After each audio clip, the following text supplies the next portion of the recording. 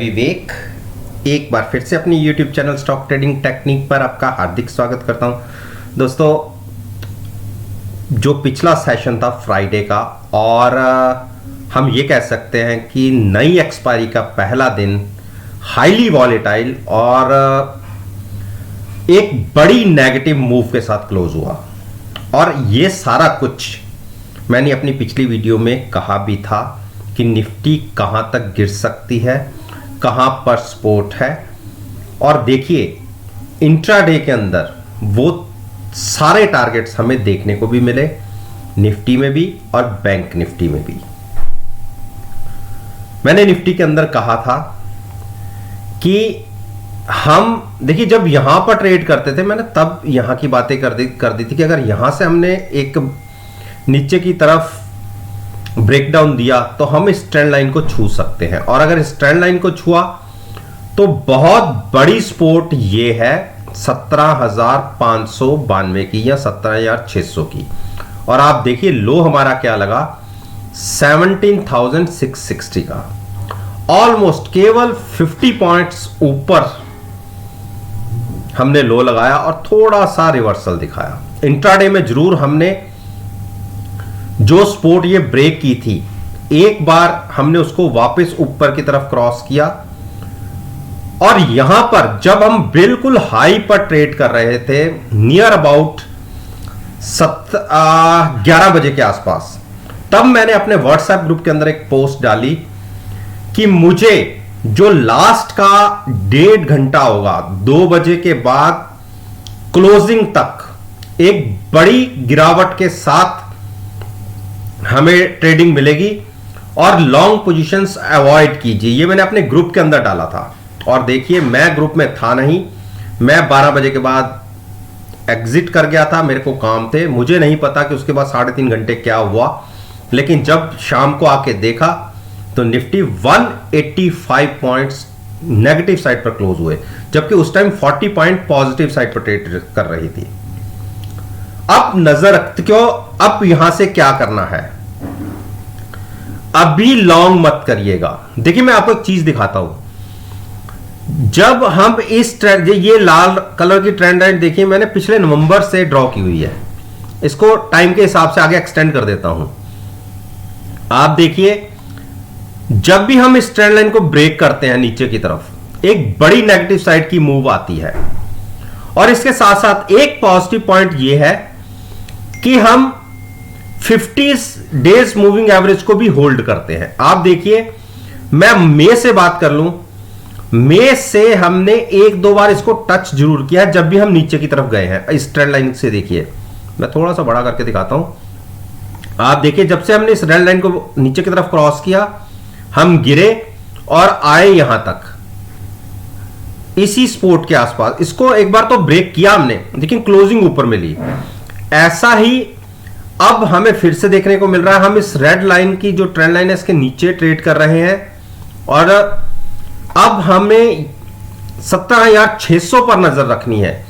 देखिए, 17,590 आज के दिन में प्राइस को आप नोट कर लीजिए।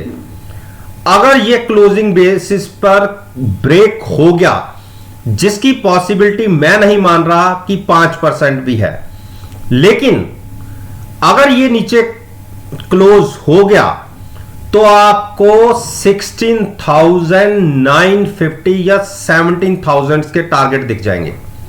600 पॉइंट का और फॉल दिखेगा आपको। मैं आपको कोई डरा नहीं रहा, मैं केवल और केवल कॉन्शियस कर रहा हूं, कॉन्शियस कहता हूं, सॉरी, अलर्ट कर रहा हूं। ध्यान से पोजीशन क्रिएट करिएगा। 17,600 क्रूशियल सपोर्ट है। निफ्टी एक बार इसको होल्ड करने की कोशिश करेगी, लेकिन अगर FIIs का प्रेशर आया तो हम ब्रेक भी कर सकते हैं और 600 पॉइंट की और गिरावट दिखा सकते हैं।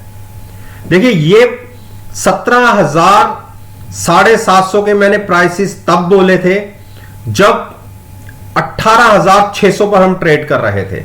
मैंने कहा था बैंक निफ्टी में 2500 पॉइंट का फॉल और 8 से 9% का फॉल निफ्टी में देखने को मिलेगा नवंबर में। या नवंबर की स्टार्टिंग से, और आप देखिए हम ऑलमोस्ट 1000 पॉइंट के आसपास का फॉल दिखा चुके हैं निफ्टी के अंदर। अब आपको करना क्या है, अगर 17,600 होल्ड करता दिखे, 10 से 15 मिनट 600 ब्रेक नहीं होता, तो आपने एक काम करना है, जो लो लगेगा उसके 50 पॉइंट ऊपर जब निफ्टी बाउंस मारेगा तो आप वहां पर बाय करिए, फ्यूचर्स में बाय कीजिए और at the money put buy कीजिए। हेज रखते हुए एक बाउंस की उम्मीद के साथ आप लॉन्ग साइड पर ट्रेड लीजिएगा। 600 के नीचे वीकनेस और गहराएगी।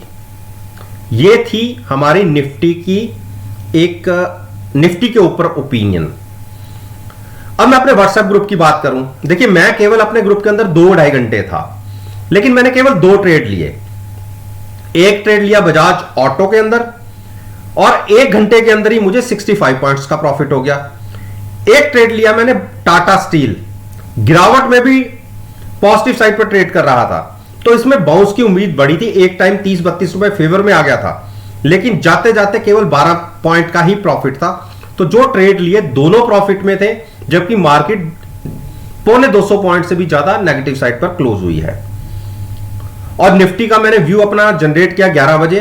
ट्रेड लेने के लिए मैंने नहीं कहा था, मैंने बस ये कहा था कि कोई भी लॉन्ग पोजीशन कैरी मत कीजिएगा या बनाइएगा मत, क्योंकि 2 बजे के बाद मुझे एक जबरदस्त फॉल लगता है, और ऐसा फॉल आया भी। अब आपसे जो मेरी वीडियोस को देख रहे हैं और जो मेरे ग्रुप को ज्वाइन करना चाहते हैं, कोई कंपल्शन नहीं है, चॉइस आपकी है। अगर आप मेरे काम करने के तरीके को, मेरी एक्यूरेसी को, मेरी प्रॉफिटेबिलिटी को अगर आप एनालाइज करना चाहते हैं, तो आप 1 हफ्ते के लिए मेरे को ज्वाइन कर सकते हैं फ्री ऑफ कॉस्ट। कोई कॉस्ट आपको पे नहीं करनी, केवल मुझे देखना है, मेरे कार्य करने को तरीके को देखना है। उसके बाद आपको अच्छा लगे तो आप कंटिन्यू कीजिएगा, अदरवाइज आप एग्जिट हो सकते हैं। मेरे साथ जुड़ने का तरीका है, मेरी ईमेल आईडी नीचे है, आप उस पर अपना कॉन्टैक्ट नंबर फॉरवर्ड कीजिए, मैं खुद उसके अंदर ऐड करूंगा। अब आते हैं बैंक निफ्टी। देखिए बैंक निफ्टी जब हाई पर ट्रेड कर रही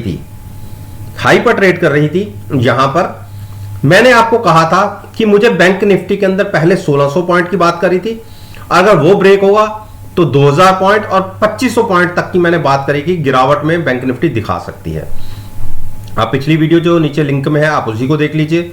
मैंने क्या कहा था कि आपको 39,000 के टारगेट भी दिखेंगे, और गिरावट गहराई तो 38,200 के टारगेट भी दिखेंगे। आप देखिए 38,600 तक तो आ गए हम, तो मेरे टारगेट से केवल 400 पॉइंट ऊपर है। और लेकिन अगर मेरे जो मैंने पहले बात करी थी वहां से देखिए 41,800 से हमने 38,600 यानी कि तकरीबन 2200 पॉइंट का फॉल देख लिया। मैंने 2500 पॉइंट की फॉल की बात करी थी।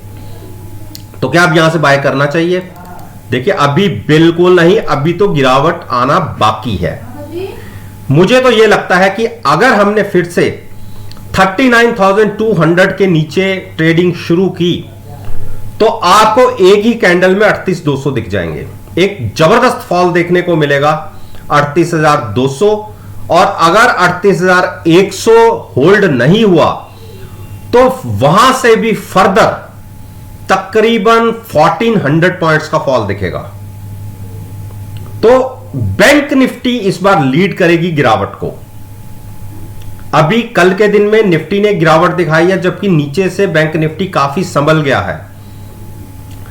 अगर रिस्क लेकर बाय करना चाहते हैं तो 38,200 के आसपास गिरावट में रिस्क उठाइए, लॉन्ग बनाइएगा, साथ में पुट बाय कीजिएगा। रिस्क रिवॉर्ड रेशो बहुत फेवरेबल है, होगा वहां पे एक बड़ा बाउंस 1500 से 1600 पॉइंट के लिए आप 38,100 और 200 के बीच में फ्यूचर्स को लॉन्ग करके ले सकते हैं। मैं फिर कह रहा हूं, कॉल बाय मत कीजिएगा, फ्यूचर्स को बाय करके, पुट बाय करके अपने ट्रेड को लॉन्ग साइड पर बनाइएगा।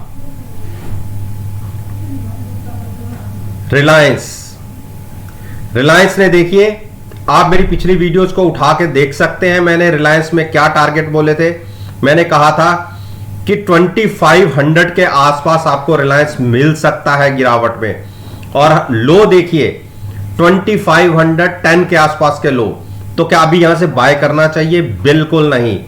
देखिए अब आपकी नजर होनी चाहिए 2490, अगर ब्रेक होता है तो हम और बड़ा फॉल तकरीबन 2400 तक का दिखा सकते हैं। वहां पर एक सुटेबल प्राइस होगा लॉन्ग ले जाने के लिए। हाईली ओवरबॉट स्टॉक था, 7 से 8% की गिरावट बनती है इसमें हाई से, वो प्राइस बनेगा तकरीबन 2400 का। वहां पर फ्यूचर्स को लॉन्ग कीजिए और at the money put buy करके अपनी पोजीशन को हेज रखिए। एचडीएफसी बैंक, देखिए एचडीएफसी बैंक ने एक बड़ी सपोर्ट और ब्रेक की आज के दिन में, ब्रेक नहीं की सॉरी, होल्ड कर ली, और वो प्राइस था 1560 के आसपास। नीचे तक हम 65 तक गए और वहां से वापस लौटे। अभी एचडीएफसी बैंक को बाय मत कीजिएगा, बेरिश क्रॉसओवर है, वो भी जबरदस्त वाला। अगर 1560 ब्रेक होता है तो और फॉल और गिरावट गहराएगी। 1545 बहुत बड़ी सपोर्ट है, होल्ड हुई, जिसकी चांसेस 80 to 85% है। नहीं हुई तो तकरीबन आप मानिए ये स्टॉक 1500 तक भी गिर सकता है। मेरे पास ये स्टॉक 1600 पर प्लस है, जो मेरा टारगेट था मैंने वहां बाय कर लिया, साथ में पुट बाय की हुई है। मुझे इस बात की चिंता नहीं है कि मेरा कितना नुकसान होगा। मेरा एक लिमिटेड लॉस है, होगा मैक्सिमम पूरे महीने, और मैं ट्रेड को कंटिन्यू रखता हूं जब तक प्रॉफिट में नहीं आ जाता। तो अब फ्यूचर्स में नुकसान आ रहा है, प्रॉफिट में पुट में उतना प्रॉफिट नहीं है, लेकिन इस केस में क्या होगा कि मेरी एवरेज बहुत नीचे की हो जाएगी। और अगर मैंने पुट बाय करके ट्रेड लिया होता तो मेरा प्रॉफिट तो होता, लेकिन बहुत नॉमिनल सा, लेकिन रिस्क के ऊपर कैपिटल पूरी हो जाती है। अगर हमारा रेट नीचे नहीं आया तो टाइम हमें सबसे बड़ी मार मारता है। तो डिप पर बाइंग की स्ट्रेटजी, अगर गिरावट में 1560 पर भी मिलता है तो भी बाय करिए। अगर यहां से भी रिस्क उठा के बाय करना चाहते हैं तो यहां से भी ट्रेड लिया जा सकता है, जबकि मैंने तो 1600 पर प्लस किया हुआ है। तो डिप पर बाय की स्ट्रेटजी रहेगी। हाई से स्टॉक आपको तकरीबन 150 पॉइंट नीचे मिल रहा है, तो लंबा नजरिया रखिए। एचडीएफसी बैंक है, इसमें कोई चिंता की बात नहीं है, लेकिन फिर भी हम नेकेड पोजीशन नहीं लेंगे, लॉन्ग साइड पर ट्रेड लेंगे, और वो भी फ्यूचर्स बाय करके, और साथ में हेज रखिए अपनी पोजीशन को पुट बाय करके। इंडस बैंक, देखिए इंडस बैंक ने गिरावट दिखाई। मेरे हिसाब से ये स्टॉक एक बार 1115 ब्रेक होना चाहिए। 1115 ब्रेक होगा तो बाय कीजिए 1075 के आसपास गिरावट में, तब तक वेट कीजिए। देखिए एचडीएफसी बैंक को मैं 2 दिन पहले बहुत स्ट्रांग मान रहा था, और मैंने कहा था कि इसको यहां पर भी बाय कर सकते हैं, गिरावट पर भी बाय कर सकते हैं, और 2800 भी प्राइस बाय करने के लिए अच्छा है, 2775 प्राइस भी अच्छा है बाय करने के लिए, क्योंकि ये स्टॉक 50 डेज मूविंग एवरेज को ब्रेक नहीं करता। आप देखिए यहां से जब से इसने ऊपर क्रॉस किया है उसको ब्रेक नहीं करता, और वो प्राइस आज के दिन के हिसाब से 2770 का बनता है। उसके नीचे जाएगा तो हो सकता है कि थोड़ी सी वीकनेस हो जाए, अदरवाइज डिप पर बाइंग ही करना चाहिए स्टॉक को। एक अच्छी मूव नीचे 2800 से भी 2800 के आसपास तक आई थी, बहुत बढ़िया अपॉर्चुनिटी थी, लेकिन मैं इसको ले नहीं पाया इन प्राइसेस पर। वेट करूंगा, फिर से गिरावट का अगर मिलता है तो बहुत अच्छे प्राइसेस रहेंगे। कोटक महिंद्रा बैंक, कोटक महिंद्रा बैंक में आप देखिए मेरे पास एक पोजीशन थी जो मैंने एक दिन पहले एग्जिट कर लिया, और बहुत बड़ा कहीं प्रॉफिट नहीं हुआ था। मैंने करंट मंथ जो अक्टूबर की 2100 की पुट थी उसको बेच करके नवंबर एक्सपायरी की पुट खरीदी हुई थी, और करंट एक्सपायरी के मुझे पूरे पैसे मिल रहे थे। आप देखिए थर्सडे की क्लोजिंग क्या आई थी, 2097 के आसपास, और कैश की तो ऊपर थी, तो इसके 100% पैसे मुझे मिल रहे थे, और अगले वाले में कुछ लग नहीं रहा था, तो अच्छे प्रॉफिट में थे, तो मैं छोटा मोटा प्रॉफिट लेके निकल गया। अगर मैंने पोजीशन होल्ड करी होती तो आप देखिए आज के दिन में जो वैस प्रीमियम को छोड़ दिए, जो प्राइस ही एक्चुअल 60 रुपए का बनता है 2100 से नीचे, तो बेरिश क्लोजिंग है, 2-3 बड़ी मूविंग एवरेज को क्रॉस करके नीचे क्लोजिंग मिली है। मेरे हिसाब से स्टॉक 1970 तक जा सकता है। मैं शॉर्ट करने की एडवाइस नहीं दे रहा, 1970 के आसपास बाय कर सकते हैं, उसके बाद 1900 तक भी बाय कर सकते हैं अगर और गिरावट आती है, जिसकी पॉसिबिलिटी कम है। हाँ, 1970 तो एक बार मान के चल सकता हूं कि वहां तक गिर सकता है, लेकिन 1900 को ब्रेक करना थोड़ा सा मुश्किल होगा। तो चॉइस आपकी है कहां पर बाय करना है। आईसीआईसीआई बैंक ने नीचे से रिवर्सल दिखाया और एक स्पोर्ट को होल्ड कर लिया 792, लेकिन मैं ये मानता हूं कि ऊपर जाने से पहले एक बार स्टॉक 765 आना चाहिए। एक बहुत बड़ा गैप है, वो गैप फिल होगा, उसके बाद आप एक बड़े मूव की उम्मीद कर सकते हैं। 765 के आसपास गिरावट पे आए तो बाय कीजिएगा, यहां से थोड़ा सा अवॉइड कीजिए। एक बेरिश क्रॉसओवर की पॉसिबिलिटी बन रही है, मेरे हिसाब से 765 और 730 के बीच में बाय करेंगे तो ज्यादा अच्छा रहेगा। एक्सिस बैंक का फॉल बहुत जबरदस्त रहा।